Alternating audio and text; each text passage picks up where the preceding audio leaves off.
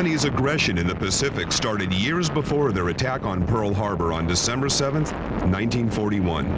Imperial Japan had invaded China 4 years earlier, and, dreaming of world conquest, their warlords had even drawn up plans to conquer Europe. When Hitler's armies began their blitzkriegs, the Japanese conveniently became Germany's ally and turned their attention to making the Pacific Ocean a Japanese lake.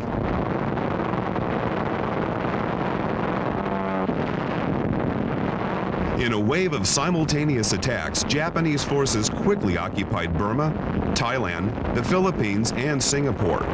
They took almost every island in the South Pacific, plus the northern half of New Guinea. The Army of the Rising Sun was knocking loudly on Australia's door.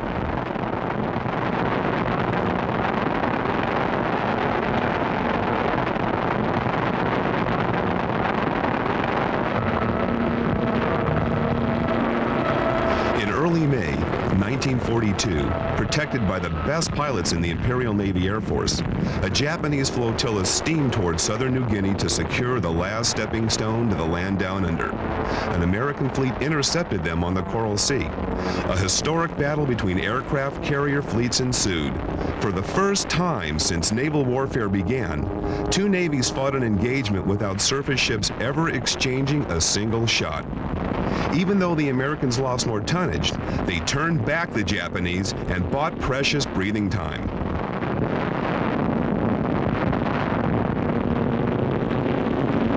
A month later, the Japanese High Command tried to deliver one decisive knockout punch and ordered a huge armada to the island of Midway to destroy what remained of the American Pacific Fleet.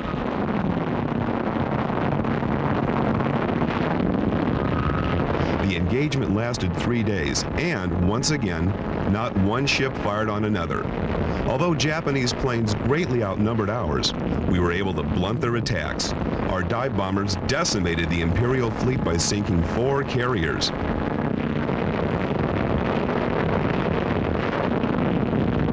The Japanese suffered their first naval defeat in history, and the war's momentum turned as the Americans began their counterattack.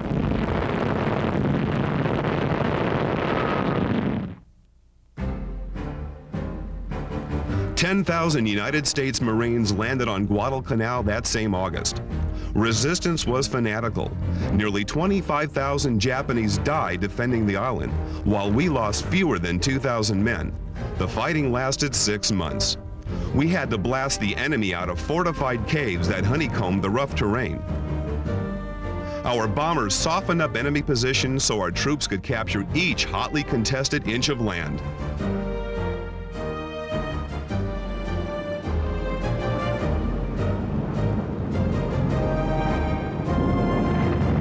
Unlike the war in Europe, our bombers could operate in relative safety thanks to our heroic fighter planes who cleared the sky of enemy interceptors. But commanders like the flamboyant Major General Claire Chenot argued that the most effective use of bombers would be to cripple the Japanese with massive attacks on manufacturing and supply centers. He pointed out that because of relatively short distances to enemy targets, our fighter planes could provide continual air protection for our bombers. Raids by B-24 Liberators began to shatter military installations deep in Burma and China. Wave after wave of B-24s returned to report their targets successfully destroyed. Their pilots gave due credit to their fighter escorts, whom they called Little Friends. The fighter arsenal included the P-47 Thunderbolt, a tough, high-altitude fighter that carried 8 machine guns on its wings. The P-38 was called the Lightning, perennial master of air with its long range and concentrated firepower.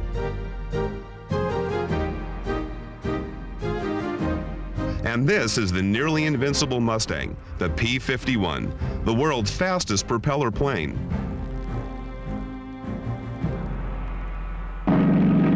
And now, here are documents from that era that showed an anxious population back home how the war in the Pacific was being won. Air offensive, South Pacific.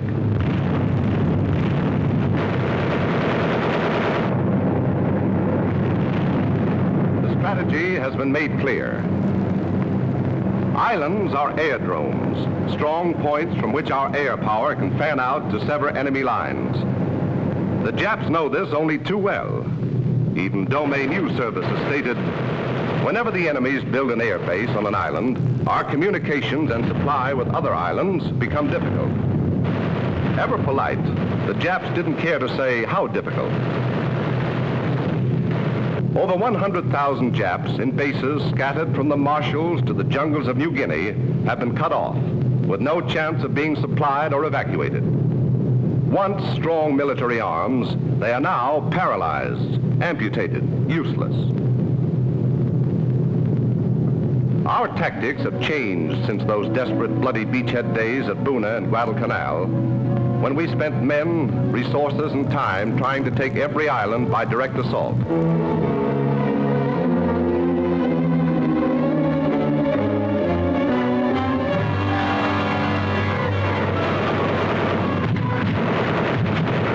Now, for the most part, we take only an enemy airfield or a place to build our own, use it to choke off Jap supply lines, plug him up with troops wherever he's fled, burn him out, or leave him there to starve or rot of disease.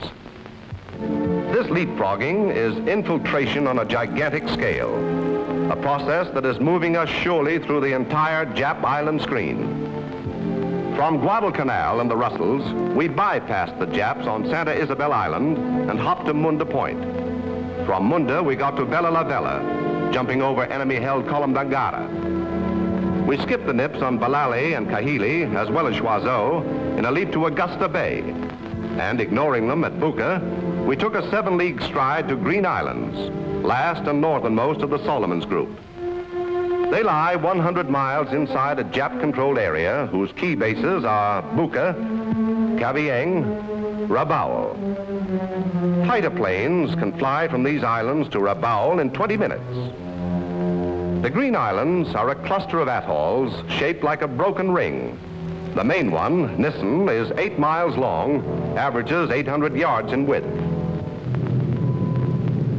It is cliffed around its entire outer rim with bluffs rising 60 to 100 feet behind fringing coral reefs. On the inner side, it slopes to the lagoon and good landing beaches. Terrain is relatively flat. Maximum height is 197 feet. There are 2 coconut plantations. Except for these planted areas, the island is heavily wooded. Though of strategic importance, the Japs had built no permanent installations here. They had employed the islands principally as a barge staging base between Buka, Bougainville, and the Bismarcks. It was plain that American aircraft based here could cut off Bougainville and the Solomons from supplies to the north and from Rabaul, could gain air control of the whole area for the Allies. General MacArthur declared that for all strategic military purposes, it would complete the campaign for the Solomons. The plan was laid for attack. First, we went to work neutralizing enemy airfields. Rabaul, main base of Jap operations in the South and Southwest Pacific, got most of it.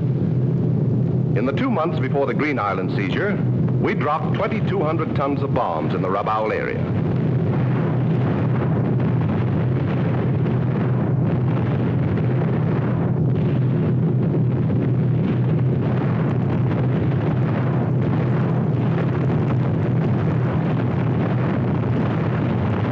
Japs fought back bitterly, but our knockdown blows were reducing their airfields to gray rubble. Painstakingly, they repaired them. They couldn't replace the 790 planes they lost, but by shuttling aircraft from one airdrome to another, they made the most effective use of what they had. However, as new planes were spotted, our pinpoint bombs canceled them out or kept them earthbound.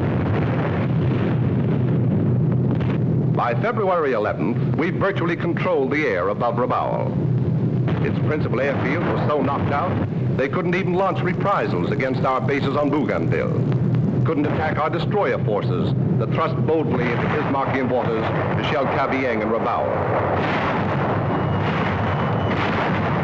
Our fighters began probing our next objective. No air opposition was met. The time was now. dawn, February 15th, a task force stands off the Green Islands. Units composed largely of New Zealand infantrymen have already slipped ashore to scout the terrain. And now, signals are exchanged.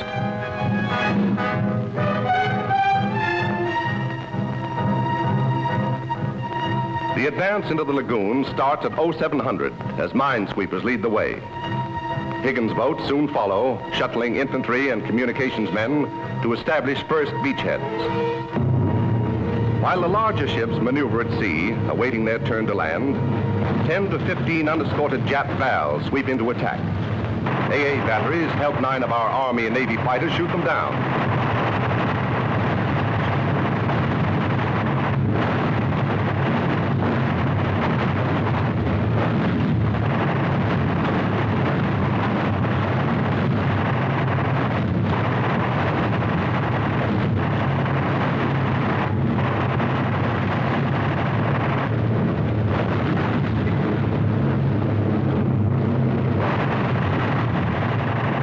Six crash into the sea. We lose none, and the remaining Jap planes withdraw ineffectively. At 0815, while the Navy continues its shelling, the LCIs steam through the narrow mouth of the lagoon with the main infantry force.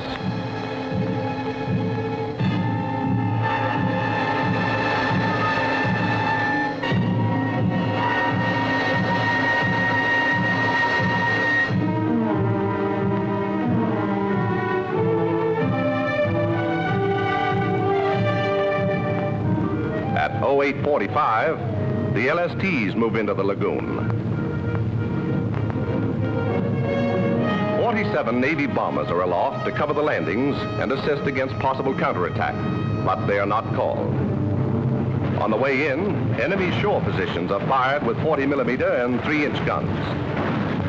Landing sites are Peconium Plantation on the west side and Tangalan Plantation on the east side.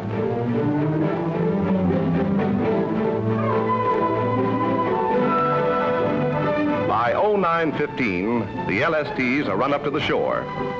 Almost as soon as they scrape bottom, the bow ramps are dropped and the LSTs disgorge their men and cargoes.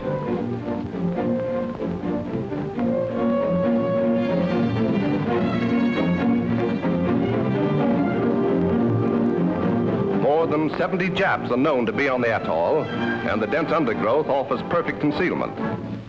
This could be costly, for often under such conditions, the only way to locate a hidden enemy is to receive his fire.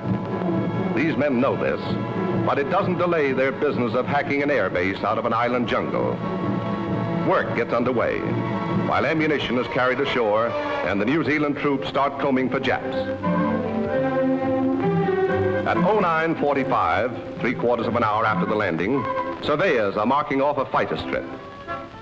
By 10:02, a local perimeter is established, while P-39s and 40s and Navy Hellcats and Corsairs skim the treetops to spot and strafe Jap installations. Famed Seabees now attack the tangled growth with heavy construction equipment.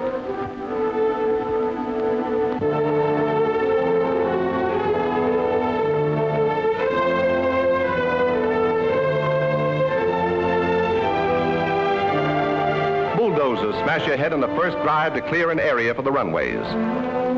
Immense hardwood trees, teak, mahogany, rosewood, often block the way. Then bulldozers are not only useless, but even damaged. The solution is dynamite. Tough-grained big ones like this teak sometimes take as many as 60 sticks. $5,000 of lumber crashes to earth, and one more obstacle is removed from what will be a fighter strip. Meanwhile, SBDs patrol all sectors, and for the next 2 days, 32 bombers will be constantly aloft, covering the area. With the first phase of the landing thus secured, the main unloading continues.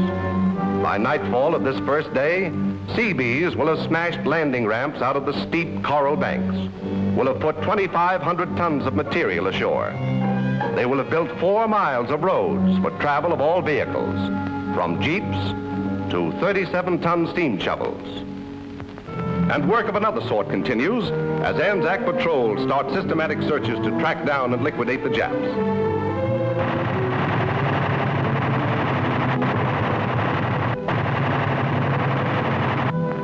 Within the next 6 days, they find all of them, not only on Nisan, the main atoll, but on other principal islands in the ring. 22 are caught and killed on Siro, 14 on Sao, and another small force on Pinapel. But most of them are driven toward the south end of Nisan by a pincers movement down the east and west side of the island. These make a feeble stand at the mission, where we later find large stores of food, arms, and ammunition. Then they retreat further to a southwest pocket, where we corner and dispose of them. By February 23rd, all ground resistance is wiped out. While this is going on, back at the original staging area, Russell Islands, a second contingent prepares to move up. LSTs line the shore again, this time receiving all the additional equipment necessary to complete and operate the newly won base. Vital to this is the establishment of an Army Airways communication system. An AACS officer drills this into his men. Without an AACS station, an airbase is like a blind man with a machine gun. It has the striking power, but it cannot direct it. Already less than 20,000 men have laced the globe with 1,000 AACS stations. This time, it's up to these few men, the 12th detachment of the 20th AACS, to stretch a standard system of orderly flight procedure to new zones.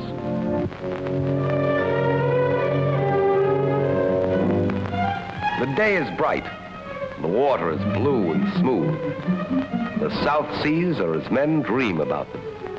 But gun crews squint into the sunny sky, alert for enemy planes.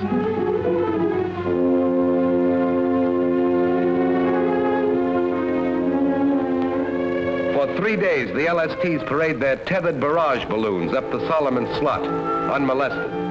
And without incident, they arrive at what is now American shore, 6 days after the first invading force. The strip has been cleared of jungle, the island just about cleared of Japs.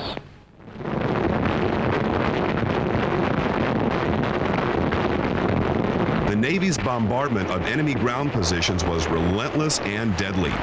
Our flyboys decided the best way to keep Japanese planes away was through a series of surprise strikes on their bases, like the one you're about to witness.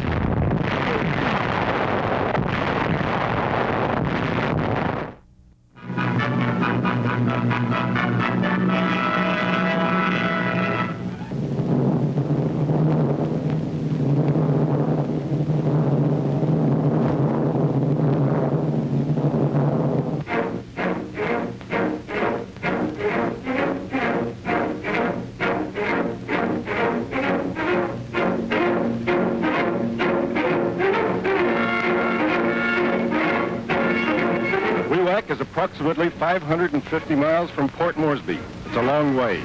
Too long for medium bombers and the fighter escort they require. At least the Japs think so, because for a long time it has been hit only by heavy bombers and always at night. The sons of heaven are resting easy. On a certain day in August, the 8th Photo Squadron brings in some astonishing reconnaissance pictures. This is the town of Wewak. This is Wewak Strip.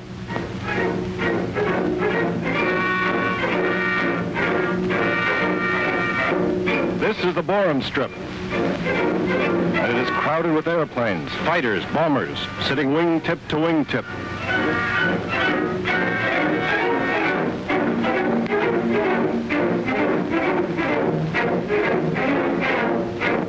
It's the same at Dagua, 200, perhaps 250 airplanes in all. A sudden concentration of air power. The Japs are up to something. In the house on the hill, men gather to carry on the business of war. Quick decisions must be made. The future depends on sound judgment and courage. General Whitehead, commanding General Advance Echelon 5th Air Force, consults with his staff. He says to them, this is the opening battle for air supremacy in central New Guinea, and the idea is to get there first. It is still dark when the pilots are briefed. The heavy bombers have not yet returned from a preliminary night strike at Wewak. Bombs are loaded.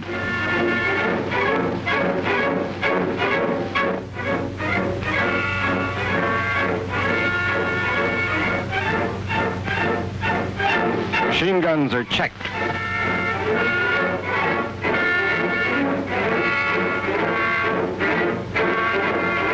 Trucks take the pilots and crews to their airplanes. The same old routine, except that this time it has a new and historic significance. Pilots and crews consider this new adventure. They have a long ride ahead.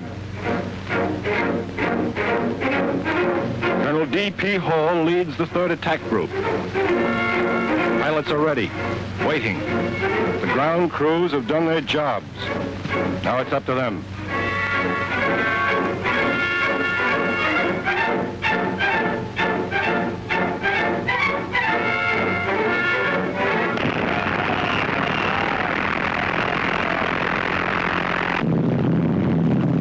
Finally, they take off.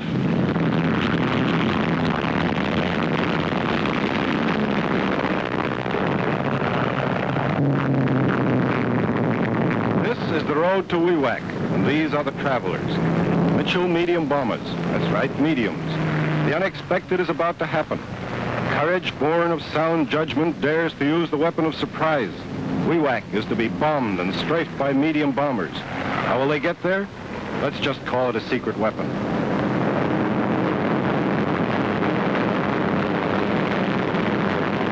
Now they're moving on to their first rendezvous, where they will meet the fighters.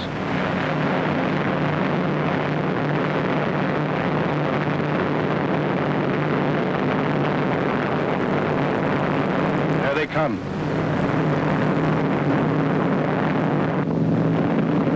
Here are the fighters, the lightnings. The sons of heaven don't like them at all because they strike too hard, and usually only once.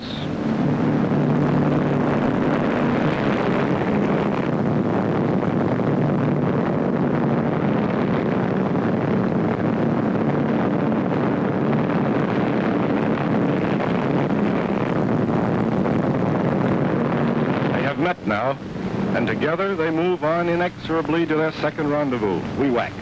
They fly at about 12,000 feet, hiding under a cover of clouds.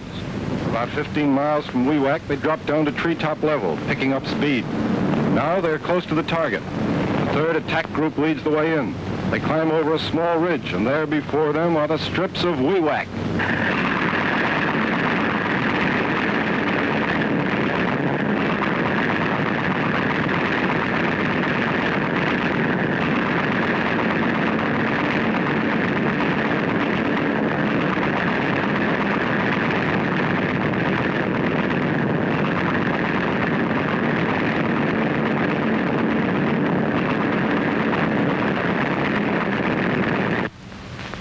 And the Japs are fast asleep in the morning sun.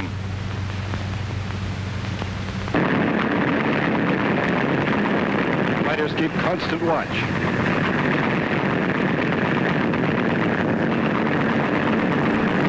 This is Dagwa, and here too the Japs are caught on the ground.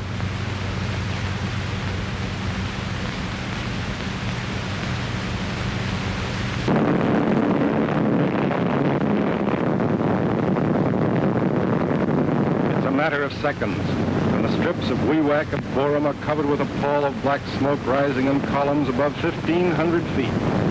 Nearly all airplanes on aerodromes are either damaged or destroyed. Inadequately dispersed airplanes have been bombed and strafed, causing tremendous explosions and a sheet of flame 100 feet in the air. At least 7 large fires.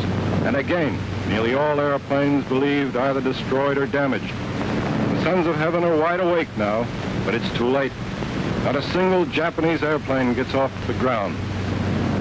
The Japs have been caught with their planes down.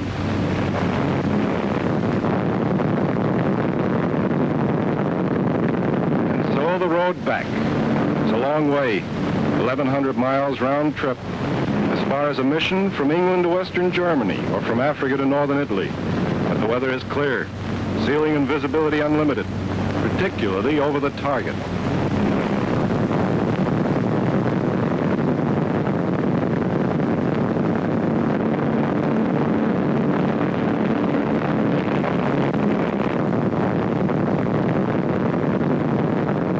Again.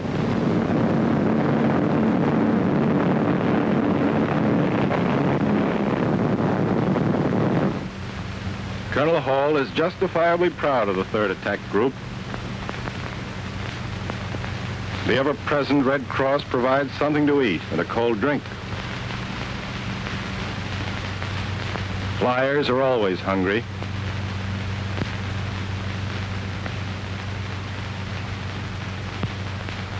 Then comes interrogation by intelligence. Pilots report what they saw and did. All agree that enemy personnel seem to have been taken completely by surprise and that no enemy airplanes were airborne. Colonel Hall flies to Brisbane to make a report to the nation over NBC. He says he is convinced the Jap planes would have taken off in another 30 minutes to launch an attack against us. But, says Colonel Hall, we beat them to the punch and we pulverized them. Major Conley, Colonel Hall's co-pilot, says, we expected to find about 75% of the Jap planes in the air. We never thought we'd find them like sitting ducks. Major J.A. Downs, who led the right wing, says, as we strafed through that black column, the intense heat created an updraft that bounced our ship into the air. Planes were burning everywhere we looked. Colonel Hall's navigator, Lieutenant Don Lease, says, when we came in, some of the Japs were on the beach tossing a medicine ball around. Others were walking around on the sand in bright-colored robes. I never saw a beach crowd disappear so fast. One of the war's bloodiest battles took place at Iwo Jima, a tiny volcanic island of huge strategic importance. Iwo Jima, 8 square miles of volcanic ash, now the target of a United States Marine attack on the island's eastern beaches, near the tall volcano Mount Suribachi.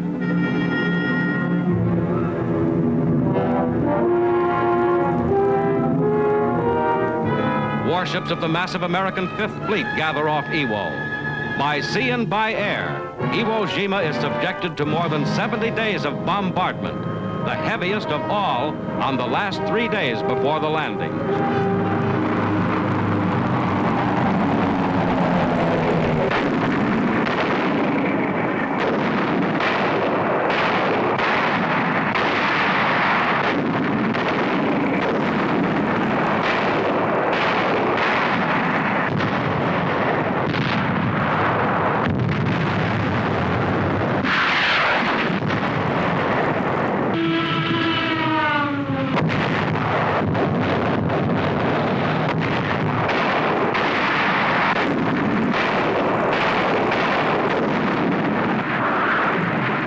Navy rockets.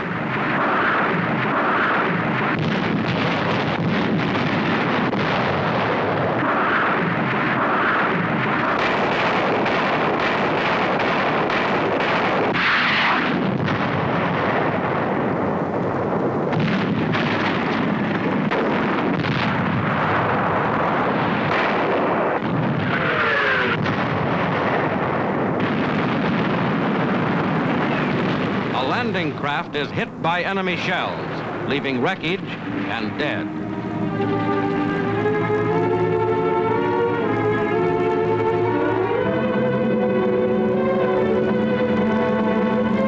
In the carrier-based assaults, there are casualties too.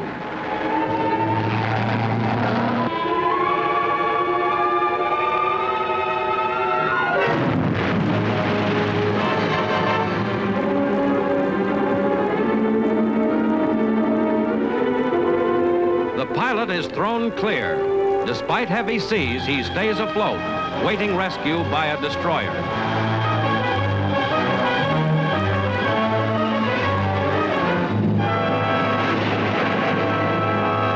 Back to the carrier by Breeches Buoy. Navy and Marine Corps combat cameramen risked their lives to make these pictures of Iwo Jima. Some were killed. And now, D-Day. Off Iwo Jima, a vast 800-ship fleet brings to action an estimated 40,000 Marines, plus uncountable supplies of ammunition, weapons, vehicles, food, water, medicine.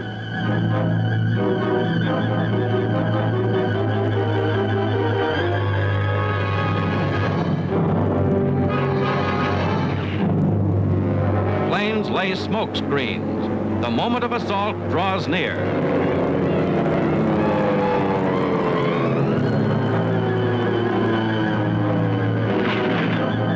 Circles of 10 and more, landing barges and amphibious craft rendezvous offshore, ready for the drive to the beaches.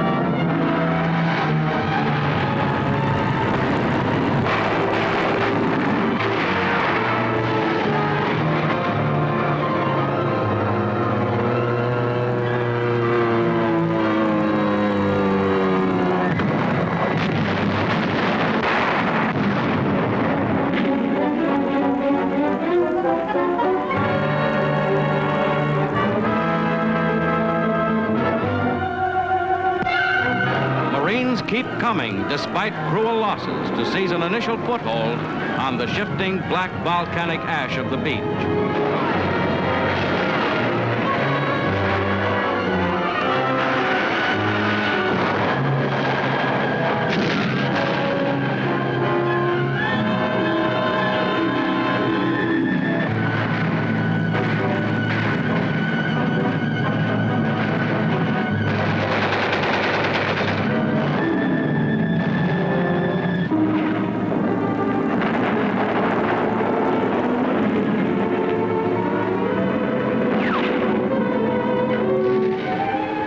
The first Japanese prisoners are brought aboard ship.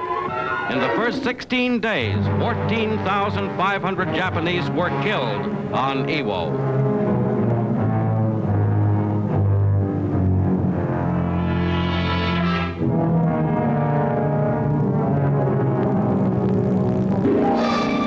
Marines move up from the beach, facing the newest and best enemy weapons in the bloodiest fight in Marine Corps history. Scores of bomb-proof pillboxes overlook the beach. There was no choice but to storm them one by one. You are inside a Marine tank, approaching Motoyama Airfield number 1, first invasion objective, under heavy mortar fire.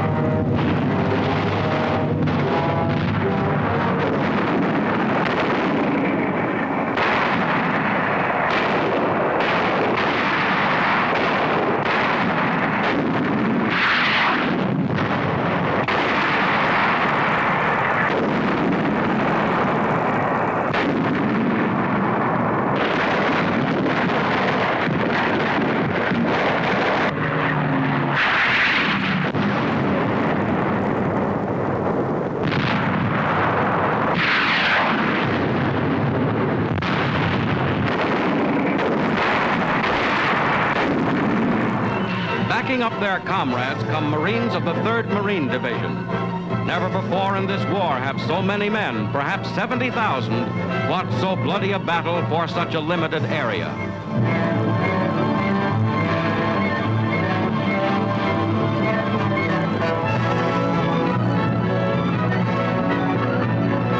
The battle for Motoyama Airfield continues.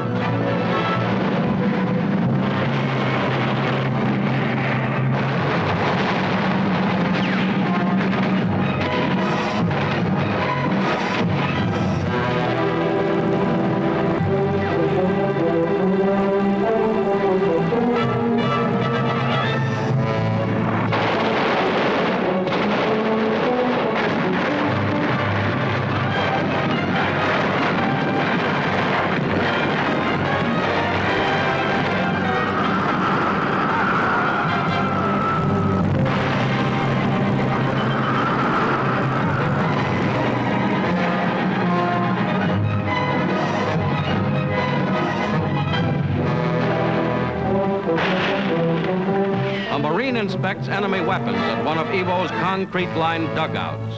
Some were 300 feet deep, some a mile long underground. The airfield is taken and the advance grinds on. Japanese are caught in the open.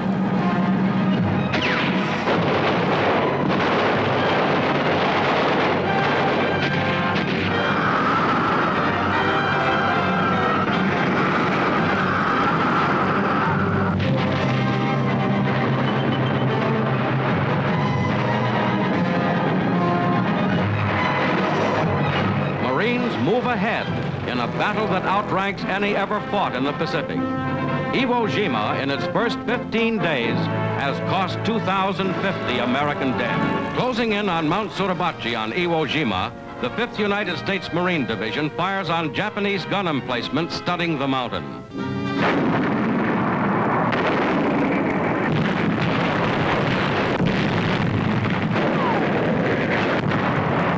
From From Suribachi's 500-foot elevation, enemy mortars hold the entire island in range.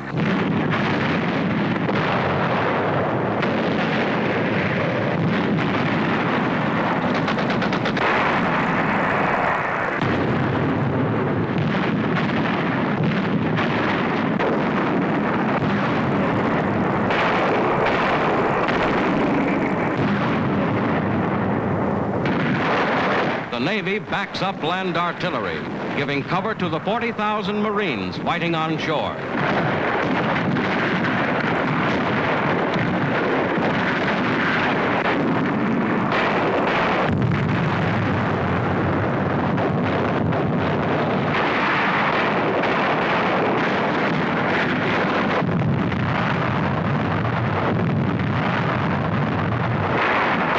Slowly, the Marines push forward up Mount Suribachi.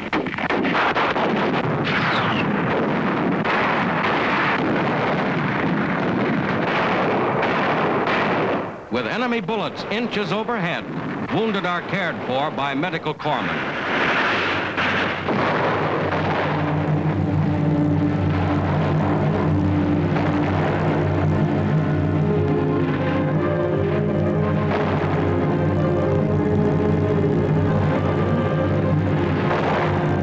Iwo Jima has proven the toughest, bloodiest battle the Marines have ever fought.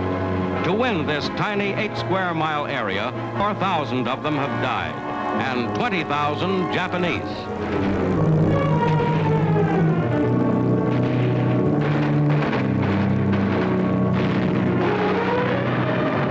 The attack never slackens. Now Mount Suribachi is smeared by Navy dive bombers.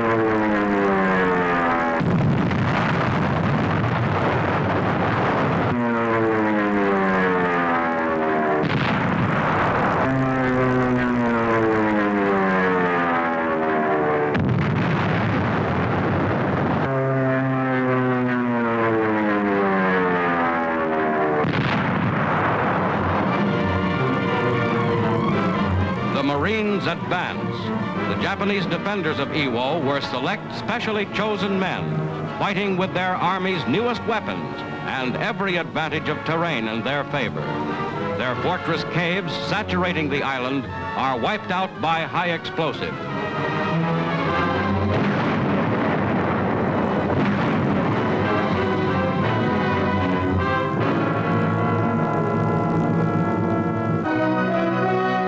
Iwo Jima is conquered. Only isolated snipers remain. Its airstrips are already in use by American superfortresses. Atop Mount Suribachi, this flag is 625 miles from Tokyo. Our fleet moved closer to Japan, only a few hundred miles away. Yes, mighty close, especially for a modern bomber with a job to do. About an hour's run from any number of Jap airfields. But here we were, closer than any fleet in history to a major land-based air power. At Midway, in the Coral Sea, even in the Marianas, distance had been against the Japanese Air Force. But now, as our fleet sailed against the enemy inner islands, the range was easy for any Jap plane that could fly. There were those who said no fleet could risk it, but the stakes were high. With Okinawa in our hands, we could control the China coast, send swarms of planes to smother Japan.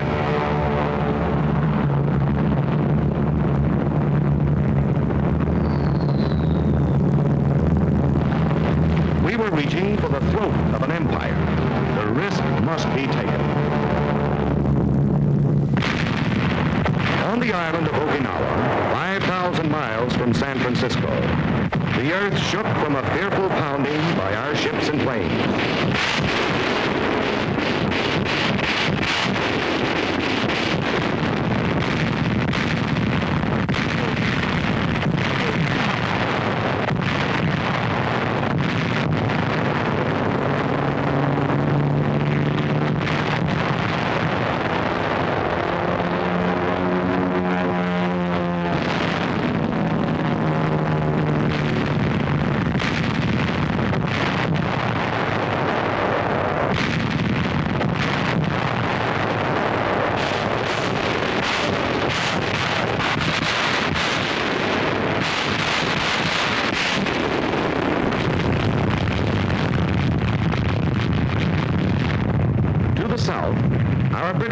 Allies were hurling their naval might at the bypassed fortress of Formosa. They were raking Sakashima with shell and bomb. England's greatest battleships and newest carriers were there, screening us on the south, paying off with pleasure an old debt to Nippon.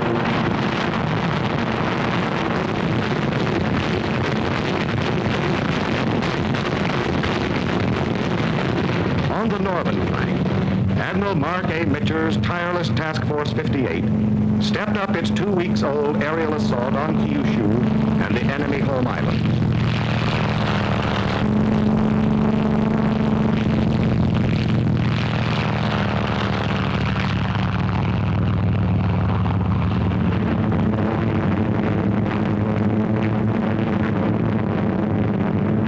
It was the 4th of July in reverse on Japanese shipping, harbors, airfields, factories.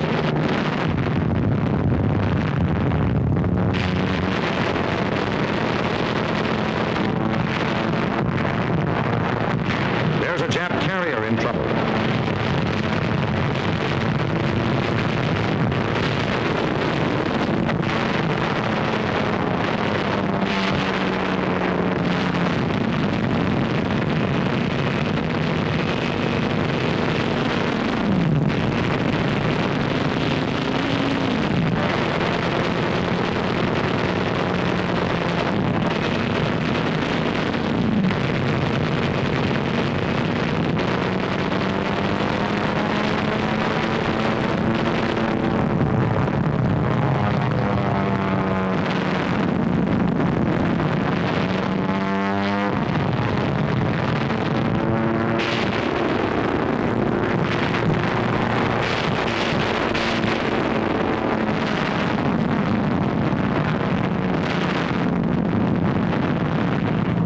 Men of the Navy, 400,000 men, called it Love Day. Elsewhere in the world, it was Easter Sunday, 1945. At 8:30 that morning, the Marines and the Army went in.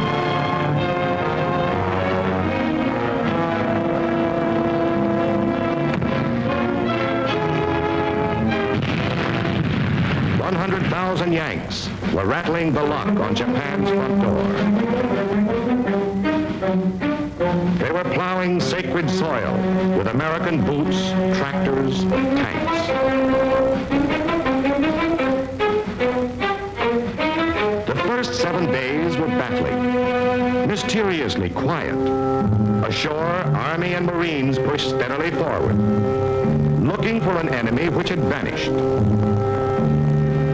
On the 1,400 ships supporting the invasion, men waited at their battle stations and waited. We knew the blow would come, but how and when?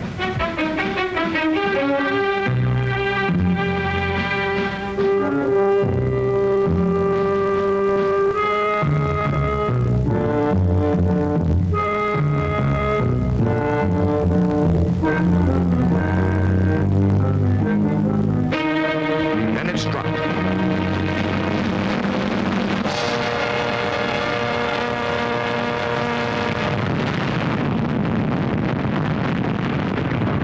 They call it kamikaze, meaning the divine tempest.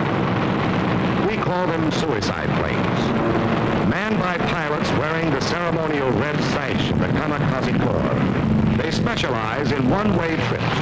Their destination, the deck or hull of any American ship onto which plane, bombs, burning gasoline, and red-sashed pilot can crash.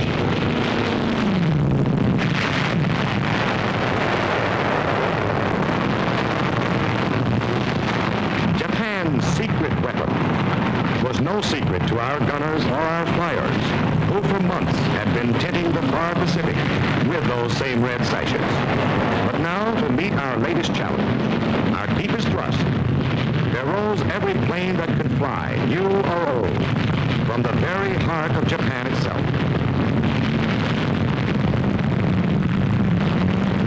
16-year-olds, still in aviation schools, were given their wings, a sash, and a mission. It was a maniacal, all-out effort to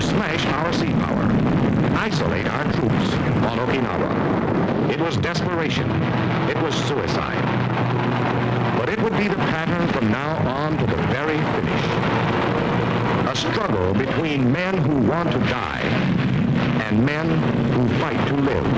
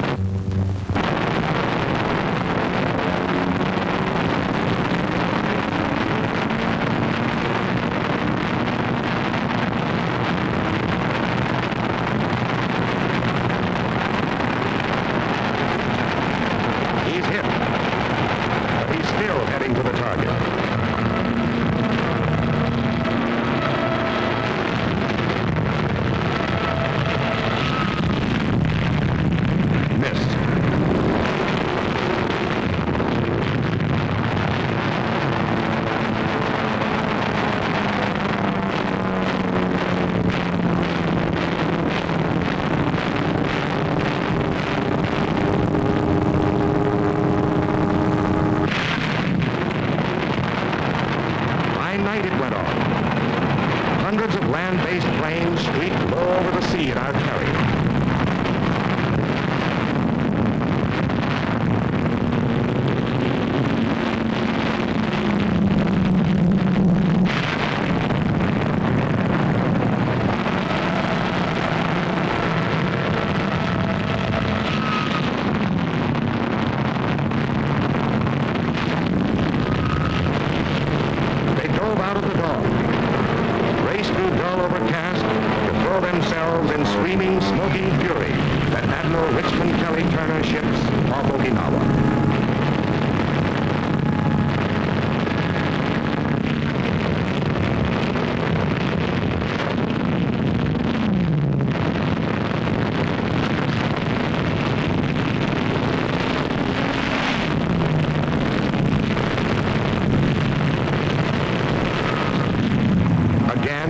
The old battleships were there, and new ships of the line.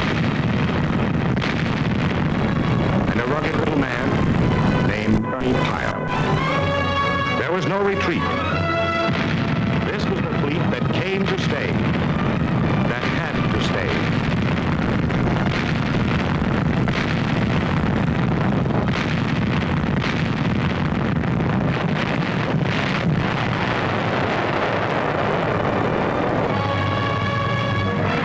Stay because the men that the Navy landed needed tons of steel from Navy guns. Even as we beat off fresh waves of Jap planes overhead, the big guns of the fleet smashed enemy strongholds miles away.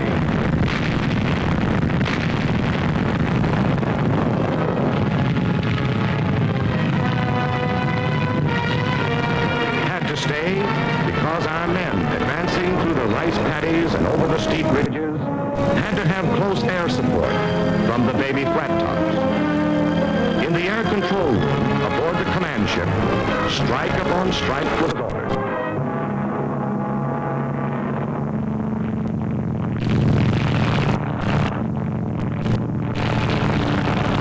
Then the Navy and Marine flyers laid down precise, deadly rocket fire to help make the next 50 yards of advance less costly.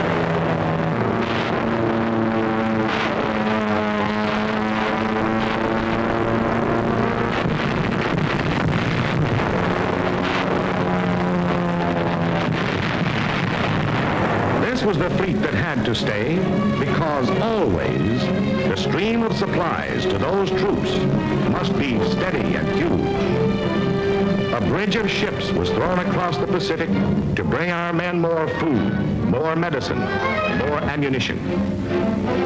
And waiting at the end of the longest supply route in any war were the kamikaze. It was weird. It was savage. This was a fleet fighting like infantry, punching away at the enemy. Only there are no foxholes in the ocean.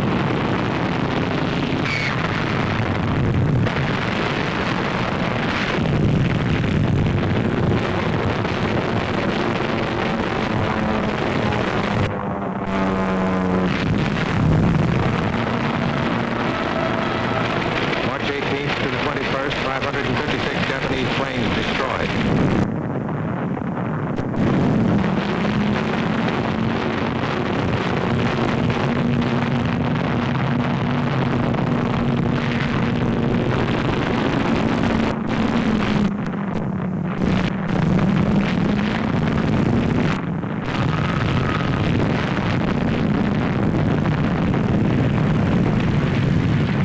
Men fought without sleep. Some fought with guns. Some with axes, torches.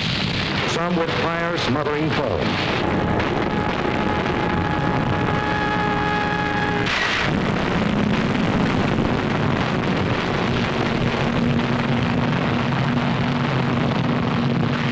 It was fix and fight at the same time.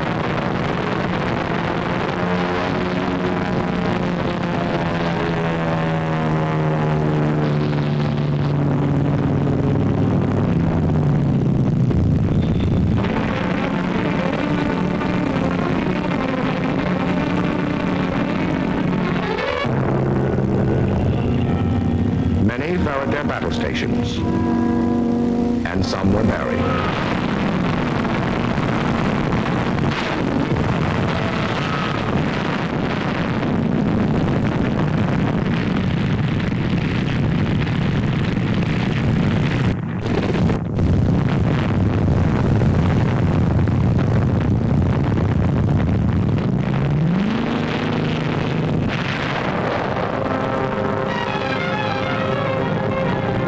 Don't give up the ship became more than a schoolbook legend. It became a fact of life.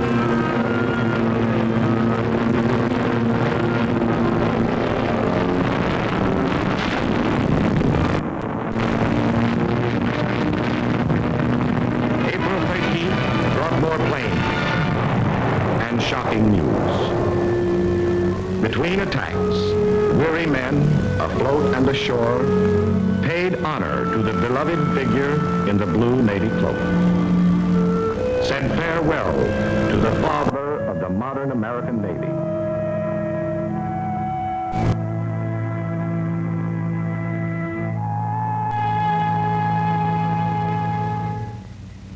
Then they turned and met the next assault.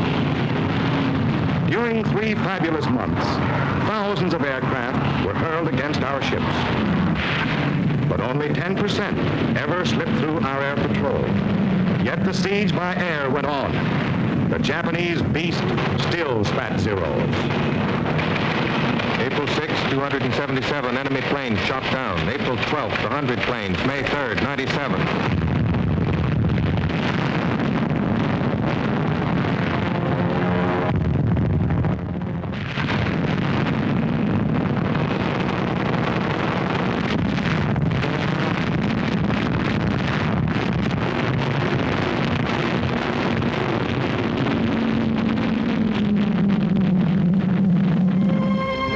In the early gray hours of the morning watch on May 9th, the great news came.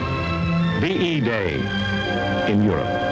It came first to the lookouts, to the men who stand guard while the others sleep. Men were glad and grateful. Home seemed a little nearer. But for now, VE Day was simply the 1,247th day of our Pacific War. From the rolling decks of our carriers, the fighters rose once again to intercept the enemy.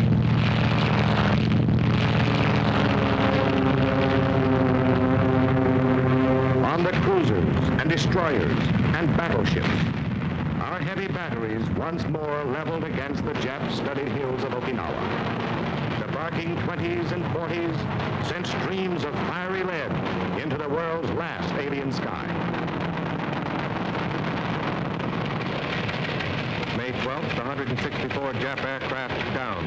June 3rd, 45. June 6th, 67. June 8th, 30.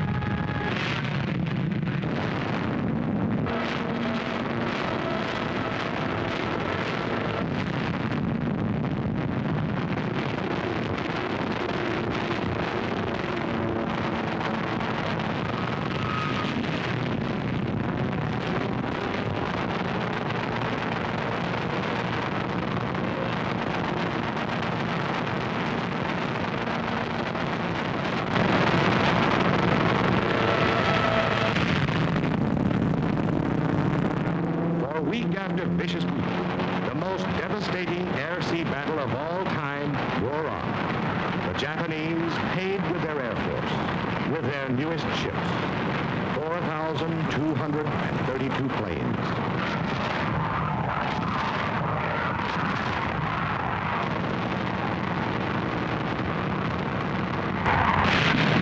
The fleet that came to stay paid a price too. But our men, our ships, our planes took everything the land could throw at the sea and handed it back double.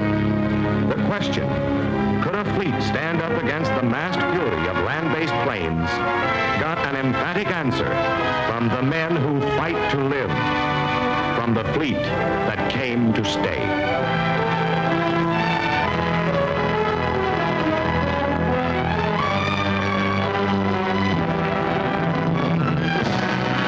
After 3.5 years of intensive fighting, a powerful new weapon brought the war to a halt in a matter of weeks. On August 6th, a uranium bomb was dropped on Hiroshima. On August 9th, a plutonium bomb decimated Nagasaki. Emperor Hirohito himself decided his people should suffer no longer.